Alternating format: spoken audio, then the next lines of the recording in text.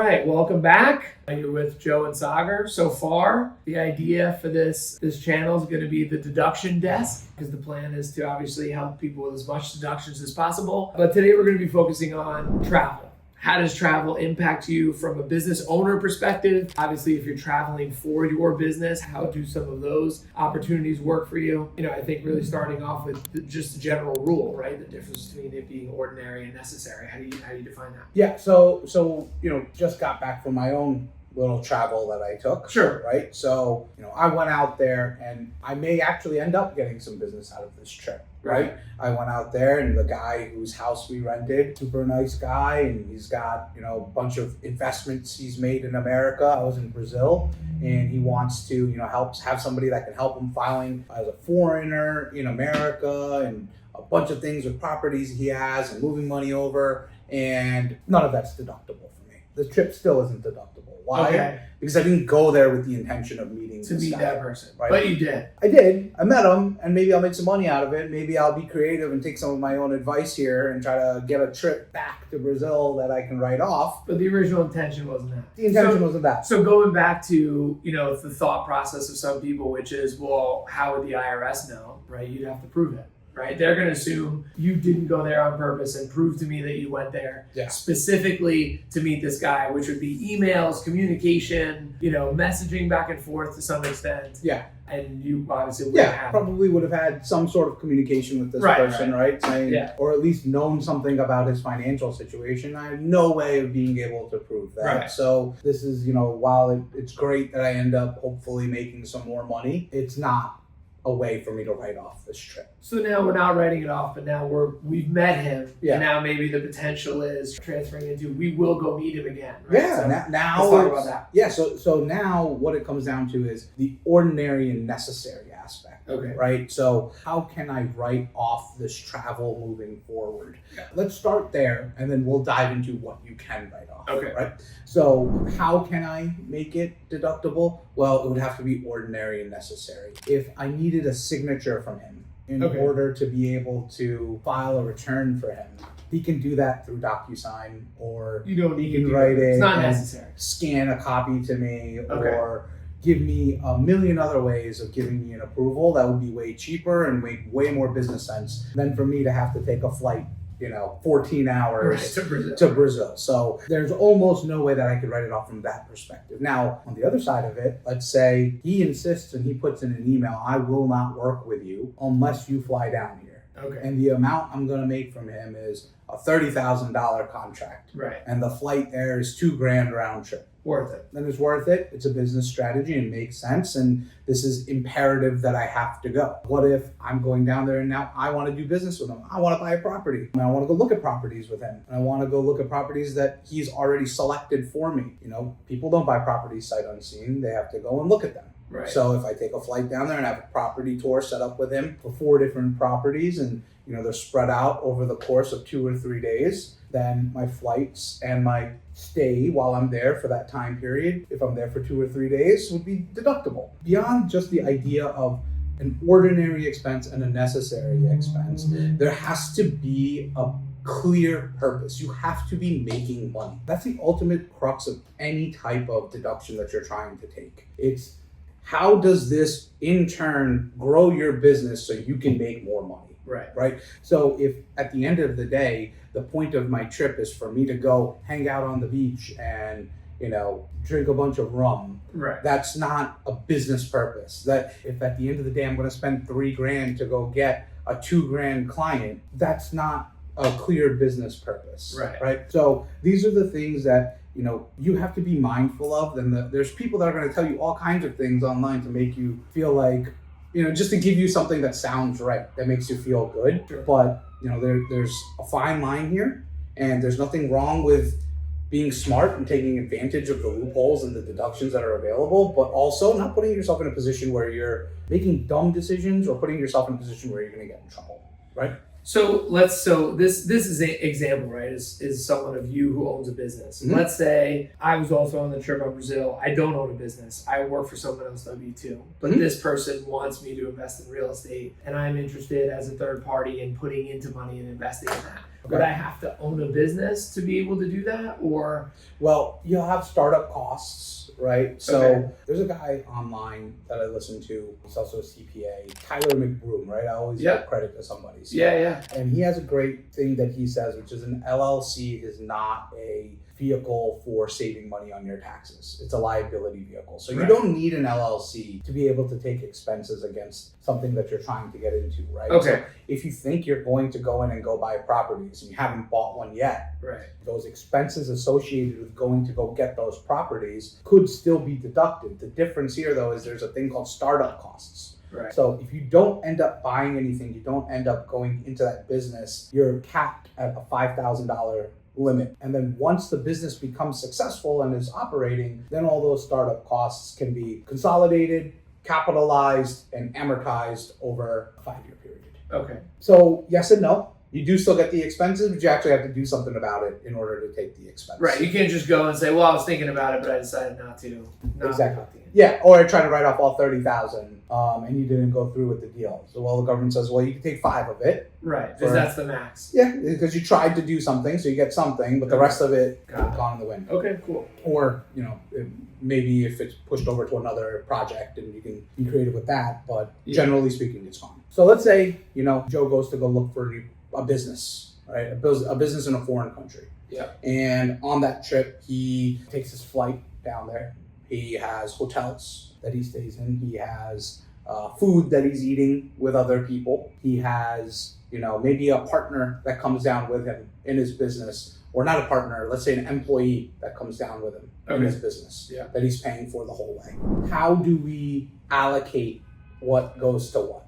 Right? So if the majority of the trip, right, and this is a days counting method, if the majority of the trip is going to be for business purposes and not for personal purposes, that flight down is going to be deductible. The days you are working, like actually going and doing things for work, not working from home, not checking your emails for work while you're in the hotel, but you're not there taking a phone for call. that work specifically. You are there for that work. You're going and visiting the businesses. You're going and having meetings with competitors. You're talking to, some vendor that you're potentially going to partner with. All of this would allow your hotel days to be deductible for that day as well. Okay. If I take a vacation day out of the one out of the 4, let's say, 3 of the days I'm working, 1 of the days I just decide to stay. Yeah, exactly. Let's go back to the Brazil example, right? Let's say you have to go down there for 3 days. You take the flight down there because you have to fly down there, right? You want to. There's a legitimate purpose. Right. You're there for 2 days doing work there, and you're like, well, this was a long ass flight, and I don't want to fly back. Right. So I'm going to take I'm going to stay an extra week. Right. Okay. You stay for the extra week. Those days that you're there for the extra week don't count towards your business expense. Okay.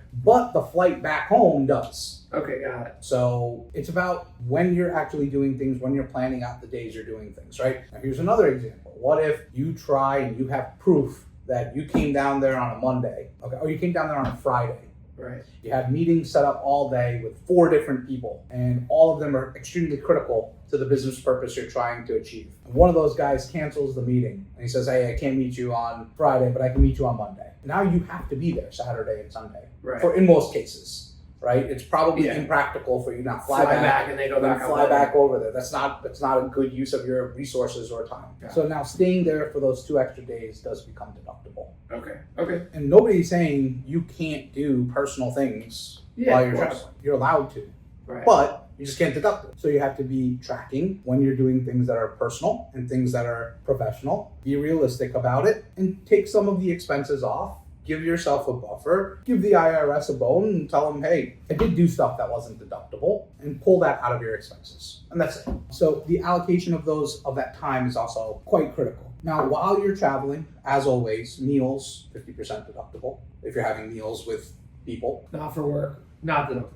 Not for work, not deductible. Entertainment, never deductible. After this, we'll get into a little per diem example. Okay. So we'll save that for the end of the video, where that's another option where you can offer a thing called a per diem rate. And there's 2 ways to offer a per diem rate. You can either have it in a taxable way or a non-taxable way. A taxable way is what's called an accountable plan, which means that, let's say Joe works for me and Joe goes on a vacation and Joe comes back and gives me his expenses. I can reimburse those expenses, and that's non-taxable to Joe. Or I could give Joe $1,000 a day and say, while you're traveling, I give you $1,000 a day. Whatever you spend as an expense, you take the expense on it. Whatever you don't spend, you keep it in your pocket, and that's taxable income to Joe. Still a deduction for me in either case. Yeah. Okay. Here's some of the things that want to be conscientious of on top of this, right? We've talked about in other videos the Augusta Rule, where people are allowed to deduct For their house.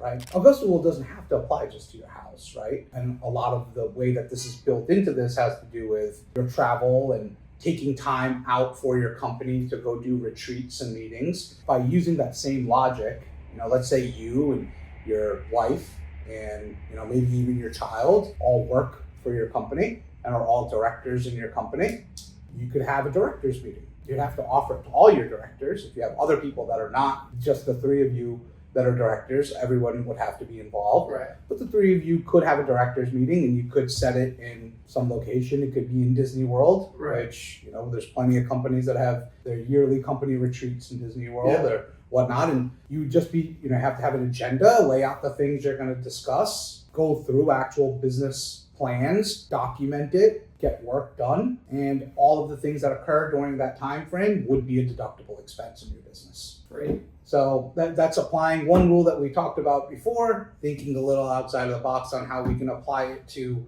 other portions of our lives. And I was like, maybe I don't want to rent out 14 days of my house because I don't have a super expensive house, but I do want to still take a trip with my family. Right. Well, here's how you mix and match and blend. So it sounds like the important thing is if you're going to take advantage or try and put yourself in a position to make use of some of these deductions, the more articulate you are in taking notes and capturing your agendas and what you're trying to accomplish, the easier it becomes from an IRS standpoint. If for some reason you do get audited, you have the ability to go, this is exactly what we did on this day, here's what we went for, here's what our meeting was, here's who was involved, and then the answer is great, thanks for the information.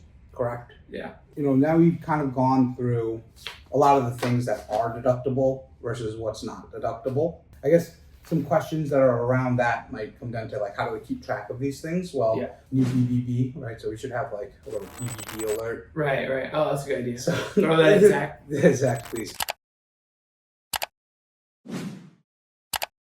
So one of the new things with the new BBB is you are now allowed to use your QuickBooks, credit cards, and any other digital transaction receipts and statements as acceptable form of a receipt.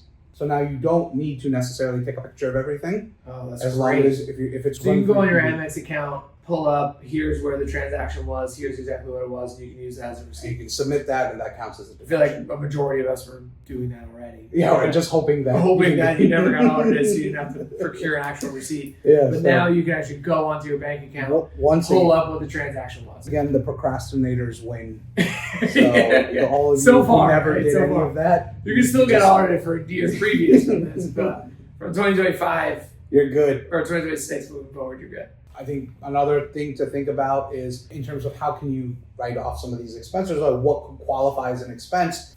People like me, people like you, lawyers, doctors, we have professional licenses, and we have requirements that force us to take classes and a certain number of hours a year towards our licenses. And one of the things that a lot of people will do is the live classes for this. Right. And they're in Miami. No. And they are.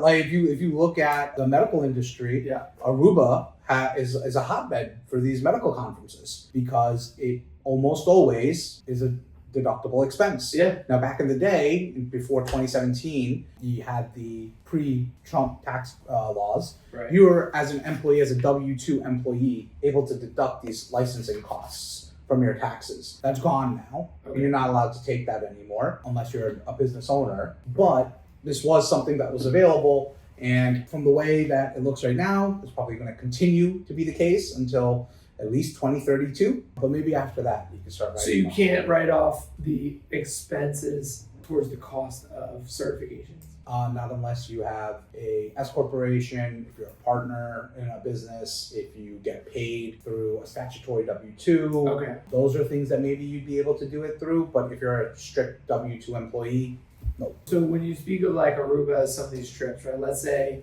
some of the sales individuals have conferences that they're sent to in the Bahamas or Hawaii or whatever. Most of the time, trips are paid for, the hotel's paid for, but then they're there for a week.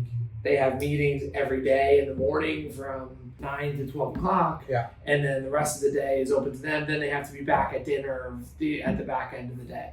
What part of those trips are they able to write off? Like if they, obviously if they're out with other people that they work with, they go to a dinner, a percentage that is paid off because if you weren't there, you wouldn't have been going with them. Well, your company has forced you to come to this thing, or they've told you you have to come to this conference? It's not necessarily something that's forced, it's something that's given to you based on what you've accomplished from a sales perspective. Because I know there's a lot of those types of trips out there. Yeah, so I think this really comes down to what the purpose of the trip is, right? If it's something you won, if it's an award and you're going there to go celebrate and you guys are hanging out, right? I personally think that you would be able to deduct anything. Right. If your company is awarding this to you, they're probably paying for it. Right.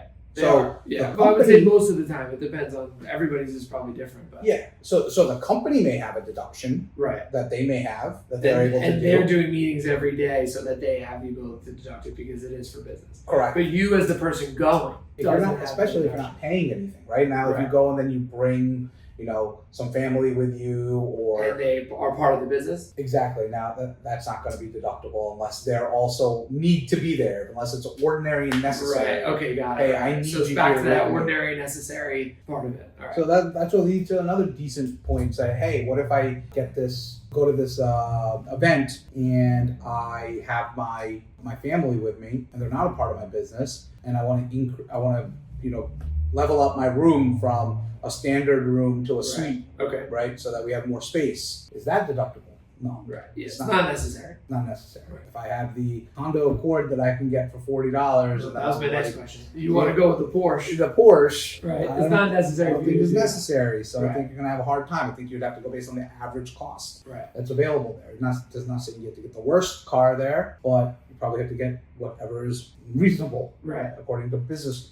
Well, and I think a lot of people, just from perception in general, right? Because you think about, all right, I'm going to meet this guy in Brazil. It's a $30,000 case. I pull up in a Honda Accord. I'm not going to have the same response as if I pulled up a Mercedes car, right? So maybe there's some opportunity to say, I need to have something a little bit more higher end because that's the perception that needs to be driven, right? It's kind of the same concept of like getting your car washed, right? If I'm pulling up with a dirty car, people don't have the same perception of me, right? As if my shirts are clean, my car is clean.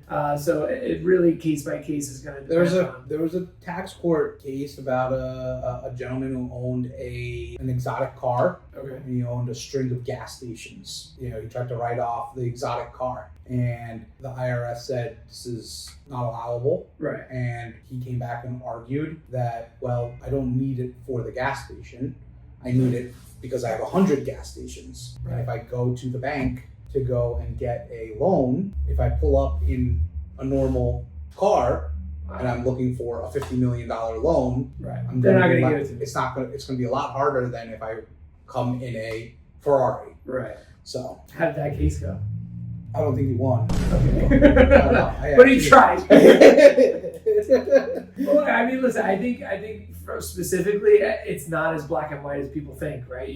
Something comes back and says, hey, this is not something that's allowed, and you have the ability to create a perception around why you think it does make sense, and that's what appeals are for. And sometimes they actually do go through. Maybe not in the case of the Lamborghini gas station guy, but other people have been able to make an 100%. Argument that says, yes, that does make sense. There is an argument. Right. Yeah. Maybe not for a bank, but maybe he wants to open up more gas stations, and the people that want to invest with him are going to invest with him if he's driving a Honda Accord. Not that it's bad if you're driving a Honda Accord, just using that car as an example. And I don't think I said I don't think he won. In fact, if I had to take an educated guess, I believe he did win that case. Oh, wow. I'm not a tax attorney, so I don't memorize these court cases. Well, look it up. But I'd much rather tell you guys that he didn't win than you guys be wrong right off a Ferrari and say this guy told me he could write it off. So I think generally speaking, right, we've kind of gone over a majority of these things and how we can put some of the other topics we've talked about and how they kind of fit into this one. And hopefully it's laid out for you a general idea of how tax rules, or when somebody asks you, hey, what can I deduct off my taxes? Right. Like, why that's a bad question, because it's so fluid and it changes so much. And you have to have such a good understanding of all the different concepts we're talking about and how you can fit these different things into your lifestyle and where your ideal scenario is. So that's the other point of having a really good relationship with your CPA, and not just somebody you see once a year. Well, and you got to be ahead of it too, right? You can't get there April 15th or 14th and be like, how do I get more deductions? Yeah. You could have been doing a lot of things throughout the year. 100%. And if we were having more conversations, we would have actually had a strategy. 100%. Do you know how many people I get that because they emailed me that they're going to Italy or they want to go to Italy this year, right, that we're able to think of myriad of different options for them that right, allow them to make that a deductible trip, yeah, versus if they would have just went to Italy and then I see it on their credit card bill and they're trying to sneak it into their right, QuickBooks and then I have to pull it out for them. Talk to your accountants more often and they'll help get you to where you need to be. Yeah. The last thing is just something we kind of talked about. I don't think we need to model this out really, but just something Sure. that we discussed, which was how do I do the travel stipends and how do these things really come into play? So different businesses have different types of travel stipends. If you're a truck driver, for example, okay, you get a fixed stipend of I think it's like $90 a day, $96 a day. Yeah. If you're in that industry, you do not have to show expenses or come up with any backup for it. That's just the standard allotted travel amount per day. that the company's allowed to give to him that he doesn't have to pick up because it's a fringe benefit from the business. Yeah, because it's not a fringe benefit for the business. it's because it's a benefit that this person is expected to be spending in costs during their travel. Right. So if you're on the road for an entire day where you're going to be eating out, you're going to be sleeping in a hotel room, you're going to be, doing God knows what else. Right. I would assume that's it, just driving your truck. But it's eating, driving your truck, and sleeping. it's $90 is what you get Right. to cover all those meals that you're going to have throughout the day. So you have the accountable plan, you have a non-accountable plan. All right. To me, the non-accountable plan is something you should never try to do. Okay. A non-accountable plan is just basically, as an employer, I don't think it's a good thing to do to your employee. I still get the deduction, but if Joe is my employee and I just give him cash for a non-accountable plan, it makes my life easier because I don't need to get anything from him. Maybe it makes his life easier in the short term because he doesn't have to keep track of any documents or receipts. But at the end of the year, Joe has to pay tax on all that. It's taxable on me. Yes. Right. For me, I'd much rather do what they call the accountable plan, which is we have an agreed upon framework of what we're going to be doing. If you Google, you can find an accountable plan online. If you email us, we can send you a copy of one that you can put into your business. But it basically says within 60 days, Joe has to provide the expenses that he spent out of the stipend I gave him. Let's just say we have an agreement where I give you $1,000 a month to go see all the different clients that you do wealth management for in our office. Yeah. Right? That $1,000 that I give you is going to cover whatever expenses you have. You have 60 days from when I give you that $1,000 to give me the expenses that you spent on that $1,000. Okay. Anything you didn't spend, you have 120 days to give it back to me, the excess money. If you don't give it back to me, you can keep it, and it becomes taxable income to you. So if I spent it within 120 days, I'll just be able to prove the expenses. So I have 60 days to spend the $1,000 on business-related expenses. Correct. Now, the other nice thing about this, as long as we have the agreement that says you have to return anything that's in excess, then it's non-taxable to you. Even if at the end of the year I gave you your money on your stipend, you didn't spend it, you return it to me the following year within that 120 days, then it was non-taxable to you. It is still deductible for me, but you do have to The return next year the you have excess. to pick it up at some point. Yeah, exactly. You just have to return the money that you didn't spend. Right. That's all it is. So here's what the another BBB alert, right? So Big beautiful bill, in case we were. yeah, not the big baller ball, the ball. Yeah.